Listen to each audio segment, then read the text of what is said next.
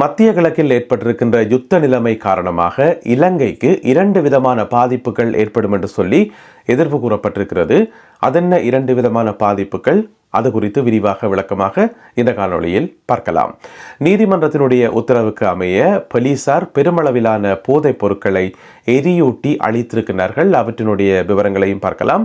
யாழ்ப்பாணத்தில் சுகாதார சீர்கேட்டுடன் இயங்கிய 3 உணவகங்களுக்கு குற்றப்பணம் அறவிடப்பட்டிருக்கிறது. அவற்றினுடைய விவரங்களையும், பாதாள உலக குழு உறுப்பினர் ஒருவருக்கு சொந்தமான கோடிக்கணக்கான ரூபாய் பெறுமதியுள்ள வீடு அரசாங்கத்தினால் முடக்கப்பட்டிருக்கிறது. அது குறித்த விவரங்களையும் பார்க்கலாம். இந்த செய்திகள் உட்பட மேலும் ஒரு சில செய்திகளும் தகவல்களும் இன்றைய காணொளியில் காத்திருக்கின்றன. அத்துடன் கருத்தோவிய பகுதியில் இன்று சர்வதேச கருத்தோவியம் ஒன்றிருக்கிறது. அமெரிக்க ஜனாதிபதி டொனால்ட் ட்ரம்ப் அவர்களுடன் சம்பந்தப்பட்ட ஒரு கருத்தோவியம். எல்லாவற்றையும் தொகுத்து இந்த காணொளியில் பார்க்க போகின்றோம். தமிழடியான் சொந்தங்கள் அனைவருக்கும் வணக்கம். வாருங்கள் காணொளிக்குள் போகலாம். மத்திய கிழக்கில் ஏற்பட்டிருக்கின்ற யுத்த நிலைமை காரணமாக உலகளாவிய ரீதியில் பல நெருக்கடிகள் உருவாகி இருக்கிறது. எங்கள் எல்லாருக்குமே தெரியும். இலங்கையும் அதற்கு விதிவிலக்கல்ல. இலங்கையில் எரிபொருள் நெருக்கடி ஏற்படும் என்று சொல்லி இப்போ அதனை சமாளிப்பதற்கான நடவடிக்கைகள் ஒரு பக்கம் போய்கொண்டிருக்குது. இப்படியான சந்தர்ப்பத்தில் இன்னும் 2 பிரச்சனைகள் ஏற்படலாம் என்று சொல்லி எதிர்ப்பு கூறப்பட்டு அது சம்பந்தமாக சமூக வலைத்தளங்கள் எல்லாம் செய்திகள் பரவி கொண்டிருக்குது. முதலாவது என்னென்னு சொன்னால், உங்களுக்கு தெரியும், இப்போ நாங்கள் பாவிக்கிற பெட்ரோல் டீசலுக்கான விலை அதிகரிக்கிற மாதிரியே விமானங்களுக்கு பாவிக்கக்கூடிய ஜெட் ஃபியூவல் அதற்கான விலையும் அதிகரிக்கும் தானே. எனவே விமானங்களுக்கு பாவிக்கிற அந்த எரிபொருள் அதிகரிக்கும் போது என்ன நடக்கும்? விமானங்களுக்கான கட்டணங்களும் அதிகரிக்கும். அப்போ ஸ்ரீலங்கன் ஏர்லைன்ஸ் விமான சேவையினுடைய அதிகாரிகள் சொல்லியிருக்கிறோம், சர்வதேச ரீதியாக விமான பயணங்களுக்கான கட்டணங்கள் அதிகரிச்சிருக்குது. அதனால இலங்கையிலும் நாங்கள் அதிகரிக்க வேண்டியிருக்குது. எனவே ஸ்ரீலங்கன் ஏர்லைன்ஸ் மற்றும் இதர சேவைகள் எதுவாக இருந்தாலும் இப்பொழுது விமான பயண சீட்டுக்கான அந்த கட்டணம் அதிகரித்திருப்பதாக சொல்லப்படுகிறது.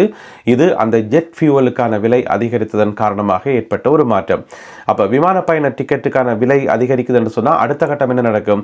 சுற்றுலா பயணிகளினுடைய வருகை குறைவாக இருக்கும். எனவே சுற்றுலா பயணிகளினுடைய வருகை குறைவடைகின்ற போது அது இலங்கைக்கு நேரடியாகவும் மறைமுகமாகவும் பல பிரச்சனைகளை கொண்டு வரும் என்று சொல்லி இப்ப எதிர்வு கூறப்பட்டிருக்கிறது. எனவே அந்த பிரச்சனையை சமாளிப்பதற்கு அரசாங்கம் எடுக்க இருக்கின்ற மாற்று நடவடிக்கைகள் என்ன என்பதை நாங்கள் பொறுத்திருந்தான் பார்க்கணும். இது முதலாவது பிரச்சனை. 2வது பிரச்சனை பாத்தீங்கன்னா, இப்ப உலகத்துல நிறைய நாடுகள்ல அந்த ஒர்க் ஃப்ரம் ஹோம் இருக்கு தானே. அதாவது கொரோனா காலத்துல நாங்கள் எல்லாரும் வீட்டில இருந்து தான் வேலை செய்தாங்க. அப்ப ஒர்க் ஃப்ரம் ஹோம் அதே சிஸ்டத்தை உலகத்தின் பல நாடுகள் இப்பொழுது மீளவும் இந்த காலப்பகுதியில் அமுல்படுத்த ஆரம்பித்திருக்கின்றார்கள். நிறைய பேர் வீட்டில் இருந்தான் வேலை செய்யணும், ஒர்க் ஃப்ரம் ஹோம் என்று சொல்லி. அது எல்லா தொழில்களுக்கும் எல்லா துறைகளுக்கும் பொருந்தாது. எனவே பொருந்தக்கூடிய துறைகளுக்கு வீட்டில் இருந்து செய்யக்கூடிய வேலைகளுக்கு அந்த அனுமதி பரவலாக எல்லா நாடுகளையும் வழங்கப்படுது என்று சொல்லி. எனவே அதே மாதிரியான ஒரு சிஸ்டம் இலங்கைக்கும் பெறப்போது. இலங்கையிலே இனி வீட்டில் இருந்தான் வேலை செய்யணும் என்று சொல்லி சமூக வலைத்தளங்களில் செய்திகள் பரவி கொண்டிருக்குது. இது சம்பந்தமாக தொழில் அமைச்சர் வசந்த சமரசிங்க அவர்களிடம் கேள்வி ஒன்று கேட்கப்பட்டது ஊடகவியலாளர்களால். அதற்கு அவர் இதனை மறுத்திருக்கிறார். இப்போதைக்கு இந்த சூழல்ல இலங்கைக்கு அப்படியான தேவை எதுவுமே இல்லை. இப்போதைக்கு யாருமே வீட்டில் இருந்து வேலை செய்யணும் என்று சொல்லி அவசியம் இல்லை. எல்லாரும் வழக்கம் போல வேலைக்கு வரலாம். ஆனால் நாங்கள் நிலைமைகளை கூர்ந்து கவனிச்சு கொண்டு வாரோம். ஒருவேளை எதிர்காலத்தில் அது தேவைப்படுமாக இருந்தால் அது சம்பந்தமாக நாங்கள் மக்களுக்கு அறிவிப்போம். எனவே யாரும் இது சம்பந்தமாக பதட்டமடைய வேண்டாம் என்று சொல்லி தொழில் அமைச்சர் வசந்த சமரசிங்க அவர்கள் தெரிவித்திருக்கின்றார். எனவே சமூக வலைத்தளங்களில் பரப்பப்படுற கதைகளை நம்ப வேண்டாம் என்று சொல்லியும், எதுவாக இருந்தாலும் அரசாங்கம் உத்தியோகபூர்வமாக அதனை அறிவிக்கும் என்று சொல்லியும் அமைச்சர் குறிப்பிட்டுள்ளார். நீதிமன்றம் அனுமதி வழங்கியதை அடுத்து நேற்று வெள்ளிக்கிழமை பெருமளவிலான போதைப் பொருட்கள் எரியூட்டி அளிக்கப்பட்டிருக்கின்றன. எங்கே என்று பார்த்தீங்கன்னு சொன்னால் புத்தளத்தில் இருக்கக்கூடிய வனாத்தவில்லு பகுதியில் இருக்கக்கூடிய எரியூட்டும் மையம் அங்கே வச்சு தான் போலீசாரினால் இந்த நடவடிக்கை மேற்கொள்ளப்பட்டிருக்கிறது. இதற்கு அனுமதி வழங்கின நீதிமன்றம் எதில் பார்த்தீங்கன்னு சொன்னால் கொழும்பு ஹைகோர்ட், கொழும்பு உயர் நீதிமன்றத்தினுடைய அனுமதியுடன் இந்த பொருட்கள் எரியூட்டி அளிக்கப்பட்டிருக்கின்றன. எவ்வளவு பார்த்தீங்கன்னு சொன்னால் 40 கிலோ ஹெரோயின் போதைப் பொருள், 132 கிலோ கஞ்சா, 55 கிலோ கொக்கையின் போதைப் பொருள், அதே போல 3482 மாத்திரைகள், போதை மாத்திரைகள் என்று சொல்லப்படுகிறது. வேறு பொருட்கள் 1000க்கும் அதிகமான சான்று பொருட்களாம் அனைத்தும் சேர்த்து எரியூட்டப்பட்டிருக்கின்றன புத்தளம் பகுதியில் வைத்து போலீசாரினால் நீதிமன்றத்தினுடைய உத்தரவை அடுத்து. விமல் வீரவன்ச நாட்டு மக்களிடம் ஒரு கோரிக்கை ஒன்றை முன்வைத்திருக்கிறார். என்ன கேட்டுக்காரன்னு சொன்னா, பொம்மைகளை அன்பளிப்பாக வழங்குமாறு கேட்டிருக்கிறார். டெடிபியர் இருக்கு தானே, டெடிபியரை வந்து அது எந்த சைஸாக இருந்தாலும் பரவாயில்லை, அன்பளிப்பாக வழங்குங்கோ. கொழும்பில் பத்திரமுள்ள பகுதியில் இருக்கக்கூடிய தங்களுடைய தலைமை அலுவலகத்துக்கு, அவருடைய கட்சியினுடைய தலைமை அலுவலகத்துக்கு கொண்டு வந்து டெடிபியர்களை அன்பளிப்பாக வழங்குங்கோன்னு சொல்லி விமல் வீரவன்ச ஒரு அறிக்கை ஒன்றின் மூலம் நாட்டு மக்களை கேட்டிருக்கின்றார். எதற்காக என்று சொன்னால் அது நல்ல நோக்கம்தான். அதாவது இப்போ ஈரானில் வந்து நிறைய சிறுவர்கள் கொல்லப்படுறார்கள் தானே, ஈரானில் மட்டுமில்லாமல் நிறைய இடங்களில், லெபனானில் மற்ற இடங்கள் எல்லாம் சிறுவர்கள் கொல்லப்படுகின்றார்கள் இந்த யுத்தம் காரணமாக. அதனால் அவர்கள் நினைவாக ஒரு போராட்டம் ஒன்றை முன்னெடுப்பதற்காக இந்த பொம்மைகளை, டெடிபியர்களை வச்சு, அது ஒரு சிறுவர்களுடைய ஒரு குறியீடு மாதிரி தானே, எனவே அதை வச்சு ஒரு போராட்டம் நடத்த போகிறோம், அதற்காக டெடிபியர்களை வந்து அன்பளிப்பாக தாங்கன்னு சொல்லி விமல் வீரவன்ஸ் அவர்கள் கேட்டிருக்கின்றார். அது வரவேற்கப்பட வேண்டிய விஷயம், நல்ல விஷயம்தான். ஏன்னு சொன்னால் சிறுவர்கள் வந்து போரில் அநியாயமாக கொல்லப்படுறதை யாருமே வந்து ஏற்றுக்கொள்ள மாட்டார்கள். அது வந்து கண்டிக்கப்பட வேண்டியது, அதற்கு எதிராக குரல் கொடுக்க வேண்டியது அவசியம், ஒரு பிரச்சனையுமே இல்லை. அப்படியே விமல் வீரவன்ச அவர்கள் முள்ளிவாய்க்காலில் பன்னி யுத்தத்தில் கொல்லப்பட்ட சிறுவர்களை நினைத்து, குழந்தைகளை நினைத்து அவர்களுக்காகவும் குரல் கொடுத்தார் என்று சொன்னால் நல்லா இருக்கும். சுகாதார சீர்கேட்டுடன் இயங்கிய 3 உணவகங்களுக்கு யாழ்ப்பாணத்தில் குற்றப்பணம் அறவிடப்பட்டிருக்கிறது.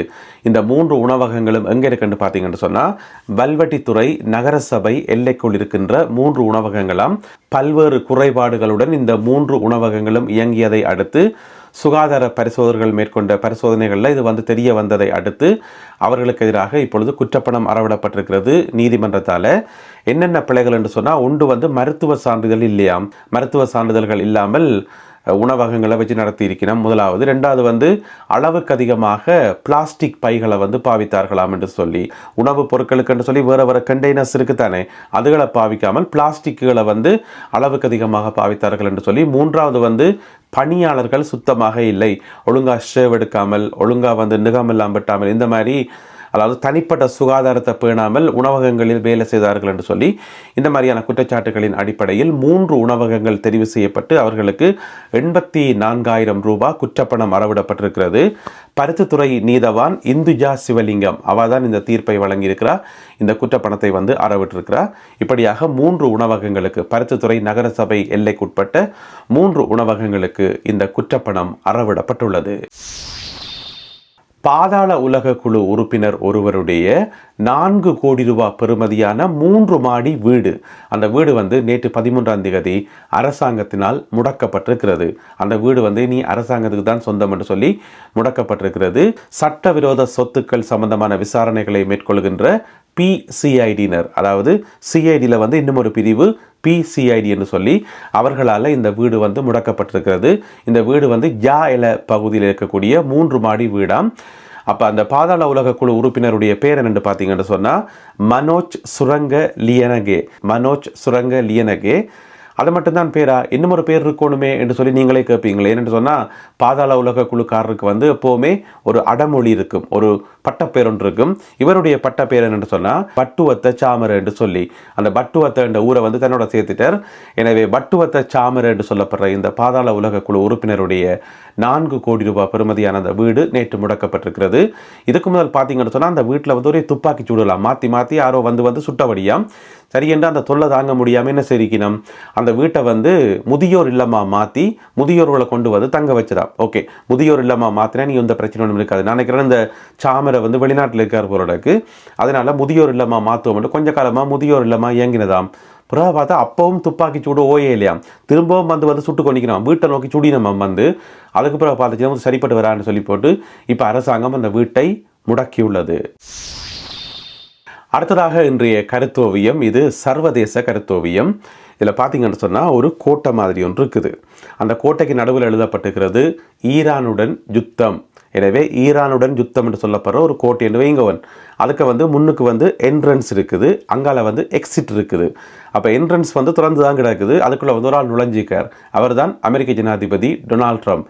அப்படியே நேராக போய் அங்கால பார்க்குறார், எக்ஸிட் வெளியால் வரணும். ஆனால் வெளியால் வர முடியலை என்னென்னு சொன்னால் அங்கே எக்ஸிட்டே கிடையாது. எக்ஸிட்னு சொல்லி போட் மட்டும் தான் கிடக்கே தவிர குறுக்கால செங்கல் எல்லாம் வச்சு கட்டியாச்சு, பெர்மனண்டாக கட்டி வச்சு கிடக்குது. எனவே வெளியில் வர முடியாது. எனவே ஈரானுடன் யுத்தம் செய்ய ஆரம்பித்து அதிலேருந்து வெளியில் எப்படி வாரன்னு தெரியாமல் டொனால்ட் ட்ரம்ப் அவர்கள் தடுமாறுகிறார் என்கின்ற அர்த்தத்தில் வந்து இந்த கருத்தோவியம் வரையப்பட்டிருக்கிறது. இலங்கையில் தான் வரையப்பட்டிருக்கிறது. இலங்கையினுடைய பிரபலமான கார்ட்டூனிஸ்ட் அவந்த ஆர்டிக்கல் அவர்களால் வரையப்பட்டது. எனவே இந்த ஒரு கருத்தோவியம் மற்றும் இன்றைய காணொலியில் பகிர்ந்து கொள்ளப்பட்ட செய்திகள் தொடர்பான உங்களுடைய கருத்துக்கள் என்ன என்பதை மறக்காமல் கீழே எழுதுங்கள். மீண்டும் சந்திப்போம் உறவுகளே. நன்றி, வணக்கம்.